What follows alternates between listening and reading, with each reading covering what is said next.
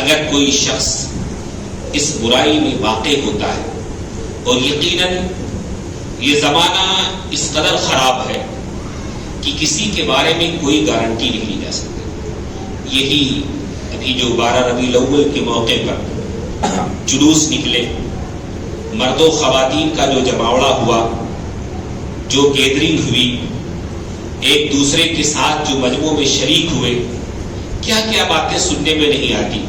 مجھ سے زیادہ آپ جانتے ہیں ان چیزوں کے بارے میں. جو سماج میں جس قدر اندر گھس کر کے رہتا ہے وہ زیادہ ان چیزوں کے بارے میں، اور ہم سے زیادہ یہ نوجوان جانتے ہوں گے، اپنے بارے میں یہ سب سے بہتر جانتے ہیں کہ کیا کچھ ان جگہوں پر نہیں ہوتا.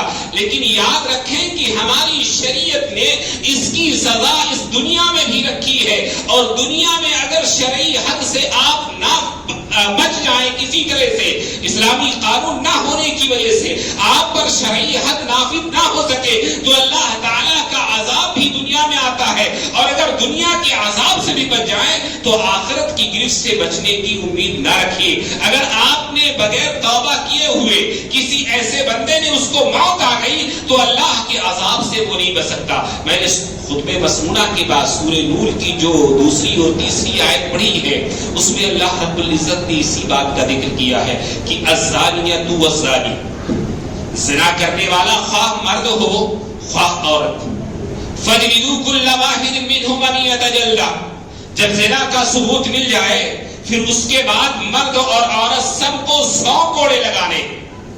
کب؟ جب شادی شدہ نہ ہو تب. کنوارے کی سزا کیا ہے؟ مرد ہو یا عورت، اسلامی شریعت اور اسلامی قانون اگر نافذ ہوگا تو اس کو 100 کوڑے لگائے جائیں گے. چمڑے کے 100 کوڑے مارے جائیں گے، جان سے مارنا نہیں. شادی شدہ نہیں ہے تو جان سے مارنا نہیں ہے، 100 کوڑے مارے جائیں گے. فَجْلِدُوا كُلَّ وَاحِدٍ مِّنْهُمَا مِئَةَ جَلْدَةٍ وَلَا تَأْخُذْكُم بِهِمَا رَأْفَةٌ فِي دِينِ اللَّهِ. اللہ کے دین کو نافذ کرنے میں تمہیں کوئی نرمی نہ پکڑے. مارتے ہوئے ترس آنا دل میں بات اور ہے، رحم دلی آ جانا بات اور ہے، لیکن یہ رحم دلی سزا نافذ کرنے میں مانے نہیں ہونی چاہیے کہ کون 100 کے بجائے 80 ماریں گے، 100 کے بجائے 50 ماریں گے. ایسا نہیں، 100 کوڑے ہی نافذ کر رہے ہیں، 100 کوڑے ہی مارنے ہیں. اور حدیث سے معلوم ہوتا ہے کہ اللہ کے رسول صلی اللہ علیہ وسلم نے فرمایا وَنَفْيُ سَنَةٍ، 1 سال کے لیے اس کو شہر بدل بھی کیا جائے گا، شہر سے نکال دیا جائے گا، جلا وطن کر دیا جائے گا ایسے شخص کو، ایسے کنوارے مرد کو، ایسی کنواری عورت کو جو زناکاری اور بدکاری کر لے. یہ تو ہوئی جسمانی سزا. معنوی سزا بھی رکھی شریعت نے. وَلْيَشْهَدْ عَذَابَهُمَا طَائِفَةٌ مِّنَ الْمُؤْمِنِينَ، اور جب یہ سزا نافذ کی جائے تو ایسے وقت مومنوں کے ایک گروہ کا، ایک جماعت کا، ایک جمع غفیر کا وہاں موجود رہنا ضروری ہے. لوگ دیکھیں، لوگوں کے مجمع میں یہ سزا نافذ کی جائے گی. چور کی سزا ہاتھ کاٹنا ہے، ہاتھ کاٹنے کے لیے مجمع کی موجودگی ضروری نہیں ہے، کیونکہ بعد میں اس کا کٹا ہوا ہاتھ خود اس کی علامت ہے. لیکن جب کوڑے مارے جائیں گے تو یہ مجمع میں مارے جائیں گے. دونوں کے لیے عبرت ہے. جو مار کھائے گا اس کو سب کے سامنے رسوا ہونا پڑے گا، اور جو مجمع دیکھے گا اس کو عبرت ملے گی کہ اگر اس نے یہ غلطی کی، میں نے یہ غلطی کی ہوتی تو مجھے بھی یہی سزا ملے گی، مجھے بھی یہی سزا ملے گی. تو معنوی سزا بھی شریعت نے رکھی وَلْيَشْهَدْ عَذَابَهُمَا طَائِفَةٌ مِّنَ الْمُؤْمِنِينَ، کہ مومنوں کی ایک جماعت اور مومنوں کا ایک گروہ اس سزا کے نفاذ کے وقت وہاں پر موجود رہنا چاہیے. اور صرف یہی نہیں، ایسا شخص جس نے زناکاری کر لی، بدکاری کر لی، شریعت کہتی ہے الزانی لا ينكح الا زانیۃ او مشرکا، زناکار مرد کی شادی اب کسی زناکار عورت سے ہی حلال ہے. زنا کرنے والے مرد کی شادی زنا کرنے والی عورت ہی سے ہوگی یا مشرکہ سے. ایسا نہیں کہ مشرکہ عورت سے شادی کرنا جائز ہے، یہ ایسے ہی لوگوں کو پسند کرتے ہیں. پھر کہا وَالزَّانِيَةُ لَا يَنكِحُهَا إِلَّا زَانٍ أَوْ مُشْرِكٌ، ایسے ہی زناکار عورت سے زناکار مرد ہی شادی کرے گا. وَحُرِّمَ ذَلِكَ عَلَى الْمُؤْمِنِينَ، ایمان والوں پر بدکار عورت سے، بدکار مرد سے شادی کرنا حرام ہے. بدکار مرد سے یا بدکار عورت سے شادی کرنا ایمان والوں کے لیے حرام ہے۔ ایک نقطے پر غور کریں کہ ہماری شریعت اس بات کی اجازت دیتی ہے کہ ہم مسلمان اور مومن ہونے کے باوجود اہل کتاب یعنی یہودی اور نصرانی عورت اگر وہ پاک دامن ہے، با کردار ہے، بے حیا نہیں ہے، بد کردار نہیں ہے تو اس سے شادی کر سکتے ہیں۔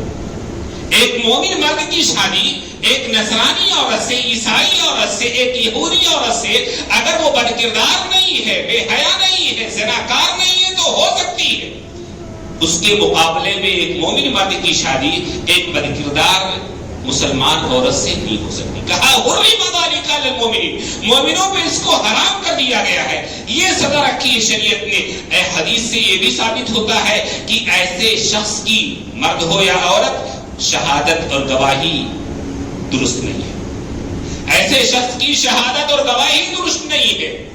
اور حدیث سے یہ بھی معلوم ہوتا ہے کہ اللہ کے رسول صلی اللہ علیہ وسلم نے فرمایا کہ ایسے شخص کی جو اپنی بدکرداری اور بدکاری کی کمائی کھائے، عورت ہو، عموماً عورتیں ہی ایسی ہوتی ہیں، تو پھر ایسی صورت میں اس کی دعا بھی قبول نہیں ہوتی، اس کی دعا بھی قبول نہیں ہوتی۔ یہ دنیا میں اس کے لیے اللہ رب العزت نے رکھا ہے۔ اور اس کے علاوہ اگر بندہ توبہ نہیں کرتا ہے تو یاد رکھیں کہ یہ برائی، یہ گناہ جس قدر معاشرے میں پھیلتا جائے گا، جس قدر معاشرے میں عام ہوتا جائے گا، معاشرے پر اس کے اثرات اتنے ہی بڑھتے جائیں گے۔ معاشرہ جب اللہ کا عذاب آئے گا تو چن کر کے نہیں آئے گا کہ یہ بد کردار ہے، یہ بد کردار ہے، وہ بد کردار ہے، اس پر عذاب آئے، نہیں۔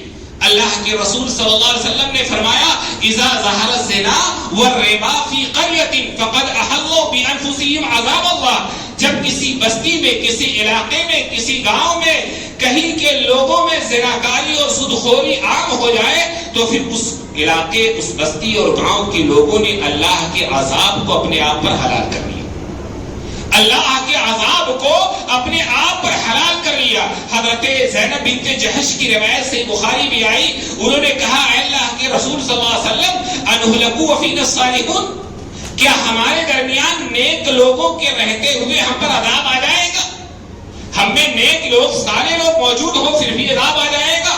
اللہ کے رسول نے فرمایا نعم اذا کثر الخبث، ہاں نیک لوگوں کے باوجود، نمازی کے باوجود، ایک باکردار اور نیک صالح انسان معاشرے میں ہونے کے باوجود جب معاشرے میں کثرت ہو جائے بدکاری کی، بے حیائی کی، برائی کی کثرت ہو جائے، پھر اس کے بعد اللہ کا عذاب آنے سے معاشرے کے نیک لوگوں کا ہونا بھی مانے نہیں ہے۔ میرے بھائی، ہم جانتے ہیں کہ ہمارا فلاں پڑوسی بد کردار ہے، ہم جانتے ہیں کہ فلاں نوجوان کا فلاں عورت سے چکر ہے، ہم جانتے ہیں کہ میرا بیٹا بد کردار ہے۔ ہمارا معاملہ کیا ہے؟ ہم اپنی بیٹیوں کے تعلق سے بھی کچھ جاگ رہے ہیں، شہروں میں وہ بھی ختم ہو رہا ہے کہ بیٹیاں بھی جو بھی چاہیں کریں، کوئی مسئلہ نہیں ہے، لیکن گاؤں میں، دیہاتوں میں، قصبات میں ابھی بیٹیوں کے تعلق سے تو کچھ ہے، لیکن لڑکوں کے تعلق سے ہم بھی بے پرواہ ہو گئے۔ ہمارا بھائی فلاں لڑکی سے چکر چلا رہا ہے، کوئی مسئلہ نہیں، ہمارا بیٹا فلاں لڑکی سے اس کا چکر چل رہا ہے، کوئی مسئلہ نہیں، ہمارا چچا، ہمارا پڑوسی، ہمارے گاؤں کا، ہمارے محلے کا، ہم اس کو برا نہیں سمجھتے، اس کی دعوتیں کھاتے ہیں، اس سے سلام دعا رکھتے ہیں، ہنس کر کے ملتے ہیں، اس کی مجلسوں میں شریک ہوتے ہیں، اس کو اپنے یہاں بلاتے ہیں، ہمارے تعلقات بالکل نارمل ہیں اس سے۔ ہم نے گویا کہ ایسے شخص کو برا سمجھنا ہی چھوڑ دیا ہے جس کی وجہ سے پورے معاشرے پر اللہ کا عذاب آ سکتا ہے، اللہ کی سزا آ سکتی ہے اور اللہ تعالیٰ اس کی گرفت کر سکتا ہے۔ معاملہ یہ ہے کہ ہم یہ جو بیٹی اور بیٹیوں یا بھائی اور بہنوں میں تفریق کرتے ہیں، ہم نے معاملے کی سنگینی کو سمجھا نہیں۔